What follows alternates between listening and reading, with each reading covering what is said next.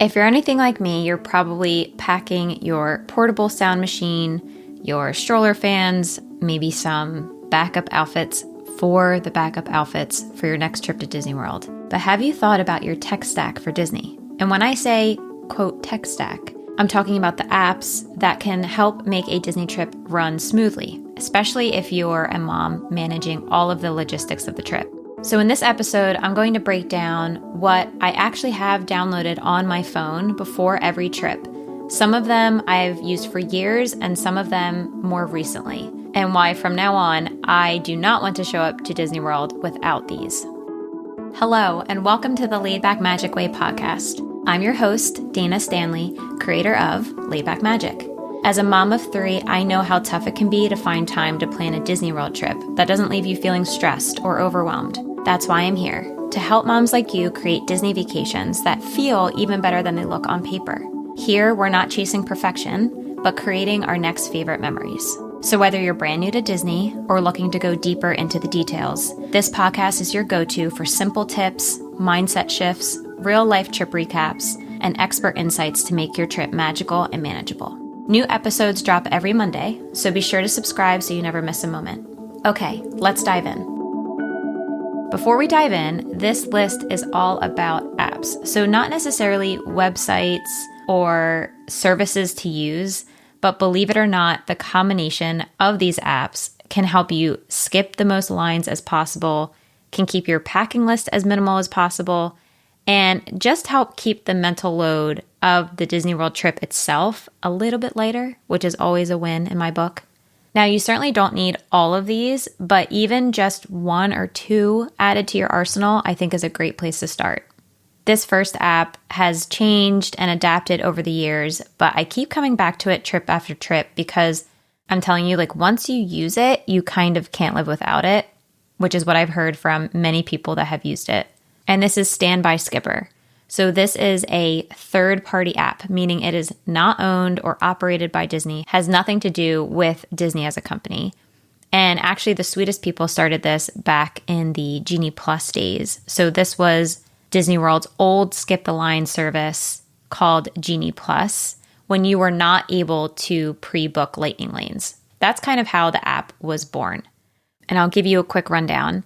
Is when you buy Lightning Lane Multipass, which is the new name of Genie Plus, and there's a few changes from how it used to be, but you can pre-book 3 rides ahead of time for your park day to use the Lightning Lane for. And every time I say Lightning Lane, just know that that is the faster, quicker line in Disney versus the regular standby line. So even though you walk into the park with 3 pre-booked rides, when you scan into your first ride, you can start booking more Lightning Lanes. And this is the absolute key to getting the most Lightning Lanes as possible, and in turn, staying out of long lines. When I buy Lightning Lane Multipass, I want to use the Lightning Lane for everything. Even if it only saves me 5 or 10 minutes, I want to be booking as many Lightning Lanes as possible. So when you're scanning into your Lightning Lanes and you're unlocking more Lightning Lanes, essentially, you can go back onto the Disney World app and refresh the screen as many times as you want, waiting for certain Lightning Lanes to pop up. Some rides might be available that aren't super in demand, but then there's other rides that will be completely sold out. Let's take our last trip, for example. We had a day in Epcot where we used our 3 pre-booked Lightning Lanes for Frozen Ever After, Nemo and Friends, and Journey into Your Imagination. And I was using Standby Skipper to book my Epcot Lightning Lanes as we were in the park scanning, and it was booking it for me. We had plans to hop later to Hollywood Studios that night. So I really wanted to get a Lightning Lane for Slinky Dog Dash over in Hollywood Studios. But the problem was that the Lightning Lane for it was completely gone inside of the Disney World app. It's a very long line, so the Lightning Lanes obviously book up for it very quickly, especially when guests are booking a week in advance of the trip or 3 days in advance of the trip. And this is where the Standby Skipper app comes in. So you can go into the app and say, hey, find me a Slinky Dog Dash for 2 people, 4 people, whatever. You select the people that you want, and then you pick a general time window. So for us, I did evening. I actually wanted to ride at night. I think Slinky Dog is super fun at night. And sure enough, while we were relaxing later in the afternoon, it got us a lightning lane perfectly timed before Fantasmic, just when I wanted. So instead of me, Dana Stanley, sitting on my phone literally for hours, refreshing, hoping that a lightning lane pops up, Standby Skipper is in the background doing that for you. So it finds the return times that pop up when someone cancels, or maybe just more availability pops up the day of. So it's letting you stay off your phone, be in the parks, enjoying the rides, instead of obsessively checking on the app while you're trying to, be in a theme park with your kids, which is already stressful in itself, on top of having to worry about booking lightning lanes so that you don't have to wait in line, but now you're on your phone all the time. Standby Skipper just completely takes care of that part. But this is completely separate on its own from the Disney World Lightning Lane system at all. So you would have to buy Lightning Lane Multipass and then also buy Standby Skipper and download the app, which comes to the next thing in your tech stack, which is the My Disney Experience app. Or if you search in the App Store, it could come up as the Disney World app. And this is an obvious choice, but trust me, you're going to be using this more than any other app while you're on vacation. This is going to have your park tickets, where you book dining reservations, the whole Lightning Lane interface, park maps, wait times, where to find characters and bathrooms and water refill stations. Everything that you need is going to be in this app. And I want to mention this in the beginning of this episode as a reminder that you can download the My Disney Experience app, or MDE app, right after you listen, because you can start clicking around today. If it prompts you to make an account, that's fine. Just remember that your email and password are the same things that you're going to want to remember when you really start booking your trip and buying tickets, so you have everything together.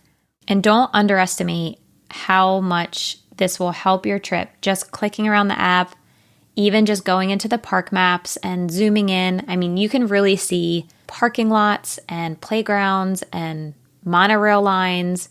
You can get your bearings so well if you're new to Disney just from playing around with this app. So like your usual 10 to 15 minute Instagram scroll, go into the MDE app and just play around. I promise it's going to make you feel a lot more confident with your trip coming up.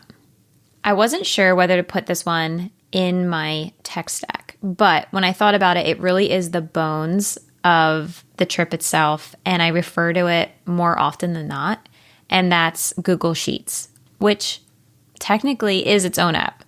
So when I show my members how to, quote, sketch their trip, I'm usually in Google Sheets. I love paper and pen, and sometimes maybe I'll start with it. But I've found that with paper, as much as I love it, I've been ending up losing it. Like I am just such an airhead lately and I'm losing everything. Or someone scribbles on it. And when I say someone, I mean Crew, which is very cute because he loves to draw. But I'm looking at a notebook right now and I can't read it because he scribbled all over it. And I don't have to worry about that with Google Sheets because it's auto-saving in the background. So if I need to refer to it on my laptop when it's sitting on my desk, or even on my phone, sometimes we're out and about and I want to check something, or Colton asks about a date or reservation or something, I can just pull it up on my phone. But the best part is once it's all settled and I really have a bird's eye view of the sketch, I can go back and just print it out. And then that's what I take with me on the trip. It's not a sketch anymore. It's like a concrete schedule of all of our plans. And I will throw that paper in my suitcase and keep it next to our bed once we're in the hotel, or I'll tape it to the wall sometimes. And I really like that I can just keep track of, which park we're going to that day, what lightning lanes I have pre-booked. I'll do what time the park opens, how the crowd levels are going to look that day. So if you're someone who needs to see the week at a glance, I feel like that would be really helpful. At this point, I kind of consider myself a collector of dining alerts, or dining alert systems.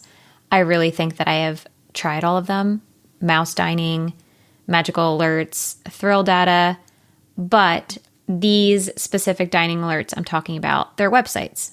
which is not a big deal. But today we're talking about apps specifically more than websites. And for that, I've been liking Stakeout. Dining reservations in Disney can get pretty intense. I feel like they have not been as intense or as in demand as years past. So I don't stress about getting certain dining as much as I used to. And ever since my son was born, the thought of waking up at 6 a.m. to book dining, I prioritize sleep so much. Like if I don't have to wake up early, I'm going to use everything I can to avoid that. Sometimes I just skip the whole 6 a.m. thing. So in that case, that's when I use dining alerts. So this would be a service that watches for dining reservations for you and then will send you an alert through text and or email when something opens up because people are canceling all the time. So any dining alert system is really helpful. But if you're looking for an app, Stakeout works really well for getting those hard to get dining spots like Cinderella's Royal Table, which is eating at the castle, or Topolino's, which is a very popular breakfast reservation at Riviera Resort, which I highly recommend. I do love it there. And it lets you be a little bit more spontaneous too. Like on our last trip, I didn't book Topolino's until the night before the breakfast because I had an alert set up. And honestly, anytime I have an alert set up, I have no problem getting a reservation where we want. So especially if you have like a last minute trip coming up and you missed your reservation window, then this would be a great app to have on your phone. One of our biggest kind of non-negotiables when we travel is sticking to just carry-ons, no matter how many kids we have. Every kid, we just kind of figure it out of still not checking a bag. And the Instacart app, even though it sounds a little random, is mainly how we do it. So the week of our vacation, I will schedule a small Instacart order to our resort address. So you'll want to have the exact address of your resort for this to work, which, going back to the My Disney Experience app, you can actually go under your reservation, and this is the address that I will use over just like a Google map search to make sure it's super accurate with the address that Disney gives. So you'll want to tell Instacart to deliver to that address with the top line being guest and then your name. So like mine says guest - Dana Stanley. And I will order everything from diapers, swim diapers, wipes, snacks, full-size bottles of sunscreen or like toiletries that I want. Things that I just don't want to carry in my bag and would for sure force me to check like 1 or 2 suitcases if I did. I like to schedule it to arrive maybe like an hour or 2 before I think I'm actually getting to my resort. That way I just don't have to worry about it and I know that it's there. I love walking off the plane and having like a little alert from Instacart that our groceries were delivered because Disney will actually keep them cold for you. So like if it's frozen or cold, you don't have to worry about that.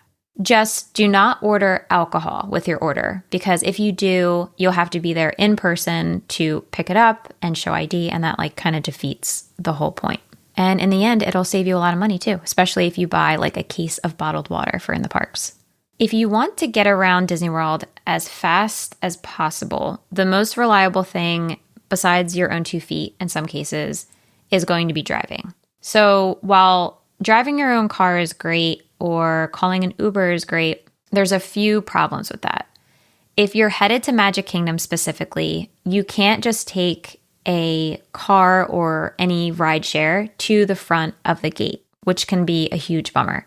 They will make you go to the TTC or Ticket and Transportation Center, park there or get dropped off there, and then you'll have to take another little leg of travel using a ferry or monorail to the actual park.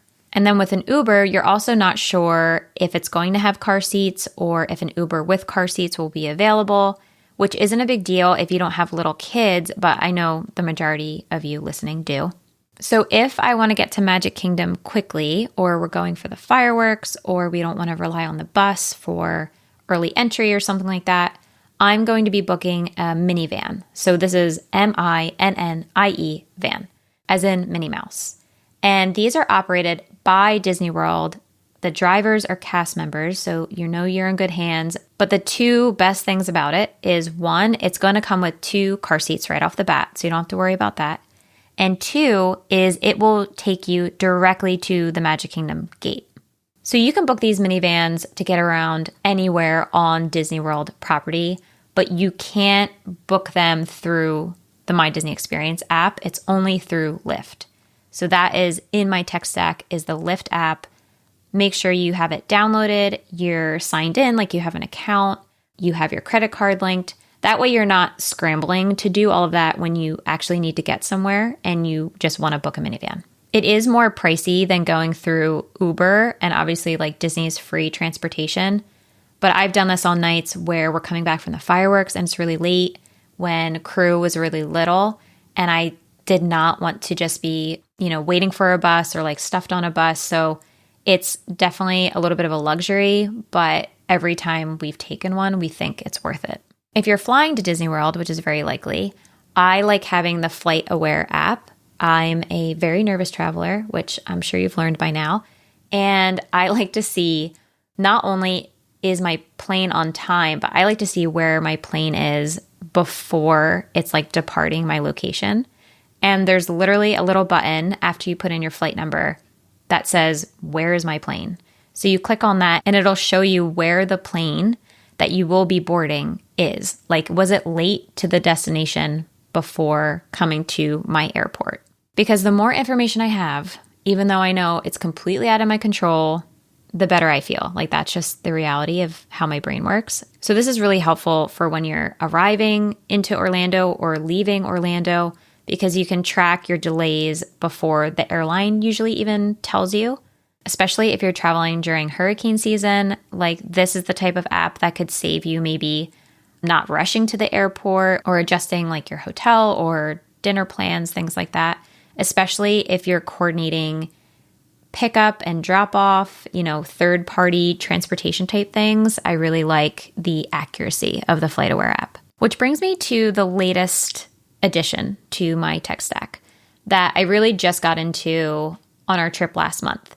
And it kind of all came about because we were staying at the Riviera Resort. And, from the balcony, I could hear everyone down at the pool having fun. And then I'd get a text from Colin that was like, "There's lightning in the area. They're closing the pool," which is always a bummer. But whatever, the kids would go get a snack or something. And then maybe like 10 minutes later, I'd hear thunder in the distance. And I was just thinking to myself, okay, like how is the cast members down at the pool, like how are they tracking that? Because they're obviously closing the pools if there's lightning in the area, which makes sense. And after a little bit of research, and with the asterisk that I am truly speculating here, the service weather bug came up in my search, which also happens to have an app. So you can put in your location and it will specifically alert you about lightning. Like, closest strike in the last 30 minutes was 14 miles away. There's storms approaching. And there's even an actual like storm tracker on there too. So you can go to the map and play with the layers, choose storm tracker, and just see what's going on around you. I wish I had this app on our last trip specifically because we were staying at a Skyliner resort and that will also close if there's lightning in the area. And I don't know the exact distance. I've heard, anywhere between like 2 and 15 miles. So the truth is probably somewhere in the middle, like maybe 6, 8-ish miles. The Skyliner will close. And there's nowhere in the Disney app to see like, hey, the Skyliner isn't running right now, or hey, the boats aren't running right now. But I feel like if you're using the WeatherBug app specifically for lightning in the area, you could save yourself a lot of steps because you knew that there was lightning or lightning approaching. And this can be really helpful to know specifically if there's lightning in the area, because in Disney, it can close the pools, it can close certain outdoor rides, it can delay the fireworks. So knowing this ahead of time can really help you out with just wasting your time going somewhere or waiting for something. One year we were stuck in a thunderstorm in Magic Kingdom for the 4th of July fireworks.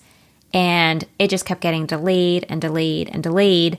And against Colton's wishes, I was like, we're out. Like, we're going home. Like, the fireworks are not happening. This is such a waste of time. And sure enough, when we finally got to the bus, we started seeing fireworks go off. Now, this was probably 5 or 6 years ago. I did not have this app, but I was thinking if I had been able to track the storm and track the lightning in the area, if it was dissipating, I would have probably stayed because I would have known that there was an end in sight. I probably don't have to tell you how great and wonderful white noise can be when you have kids that are trying to sleep. In fact, I know I don't have to tell you because there was a time when I had gotten on a ride, so I left Crew with his grandparents. And by the time I got back, he was very upset and crying because it was his, time to eat. And as I walked up to my in-laws with the baby, there was a mom holding her arm out with the phone, like towards Crusoe, with just white noise, like blasting. And she was like, I'm just trying to help. I feel so bad when I heard him crying. And like, this always helped my kids. And it was just a white noise app that she had on her phone. And while it didn't really work in that scenario, I appreciated that she was trying to help because the truth is that white noise can make a difference. I know it's like kind of the newer thing, like our moms didn't have white noise apps. But while I bring a portable white noise machine that I love, there have been times that I've just forgotten it, or maybe I have it packed and we're in the car on the way to the airport, or I forgot the cable to charge it. And like worst case scenario in all of these, I can use a white noise app. And there are tons of them out there, so I don't think it really matters. But I've had this in my tech stack, especially if you are in the age of kids that still naps. It is such a great fail-safe when you just need white noise then and there, maybe like in the stroller or you're walking to the monorail and you see them kind of dozing off and you're like, oh, I wish I had my white noise machine. Having that on your phone just makes it so much smoother. And speaking of sleep or lack of sleep, I really love early morning flights to Disney for a lot of reasons. And honestly, they're usually at like 6 a.m., which I know sounds insane. And it's only for like a certain kind of person that would do that. But this last app, I know you already have, and that's the Starbucks app. If you're thinking, Dana, why are you telling me this? And it's because the Starbucks at the Orlando airport, which you're most likely going to be flying into for Disney World, has mobile ordering at the Starbucks in the main terminal and also at the gates. So if you're like me and you find yourself having a really early flight and you haven't had like a good cup of coffee yet, or maybe you're leaving Orlando and you want to get some coffee before your flight, the line can get crazy. When you're walking up, you won't even believe the line at Starbucks sometimes. So instead of waiting in that crazy line to place your order on the mobile app. You'll still have a little bit of wait for your drink itself, but open that bad boy up like 10 to 15 minutes before you actually want your drink and you're going to be good to go. And a pro tip that's very niche is that this is where I order warm milk to fill Crew's bottle. So I have it for takeoff. And you know what? It has been working because I give him the bottle and he like slept the whole flight, knock on wood. So if you have a kid that needs more milk, I know I have been stuck in scenarios where I'm like, what am I going to do? Like our flight is delayed. He won't drink milk that's cold. Starbucks is just like the best and easiest thing to do. You can mobile order a kid's temperature steamed milk, and it has saved me many, many times. So that's the stack. And the best part is once you have these downloaded and synced up and ready to go, you don't have to think about them again. And then they're just there when you need them. And they'll save you so much time in the moment. Nothing is worse for me than hearing someone say, you know, I wish we had known like XYZ after a Disney trip. So my hope is that even like one or two of these will make your trip even smoother. If you want to see my full list of these, they're all listed in the show notes for you. And I will talk to you next week.